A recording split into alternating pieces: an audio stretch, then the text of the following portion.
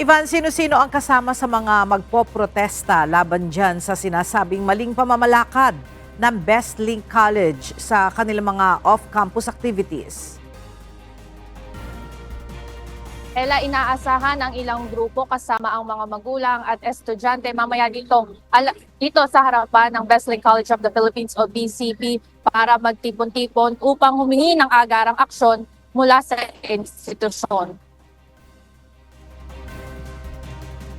Sa isang Facebook post naman na inilabas ng BestLink College of the Philippines o BCP, mariin itong pinapasinungalingan ang mga kumakalat na impormasyon sa social media ukol sa mga pangyayari kaugnay ng isinagawang off-campus activity para sa kanilang founding anniversary nitong January 26. Ayon sa pahayag ng BCP, ang mga kumakalat na post patungkol sa mga naging karanasan ng kanilang mga estudyante gaya ng mala-death march umanong lakaran ay may layon lamang na pasamain ng reputasyon ng institusyon.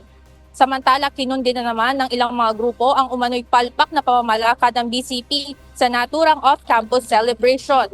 Isang kilos protesta ang inorganisa kasama ang ilang mga estudyante at magulang upang humingi ng agarang aksyon mula sa BCP. Ayon sa inilabas na pahayag ng Anak Bayan, BCP naghuhugas kamay umano ang mga opisyal at hindi binibigyang pansin ang mga naging pahayag ng mga estudyante patungkol sa mga naging masamang karanasan nila gaya ng pagod at pagkahilo sa Hermosa, Bataan.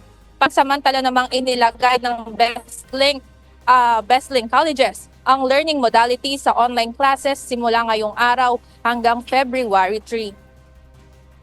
Ela, mamayang alauna ng hapon ay inaasahan natin na magsasama-sama dito sa harapan ng campus ang mga magulang at mga estudyante na kasama doon sa isinagawang off-campus activity sa Bataan. Yan muna ang update mula dito sa Quezon City. Balik sa inyo dyan, Ella. Maraming salamat, Ivan Alvarez.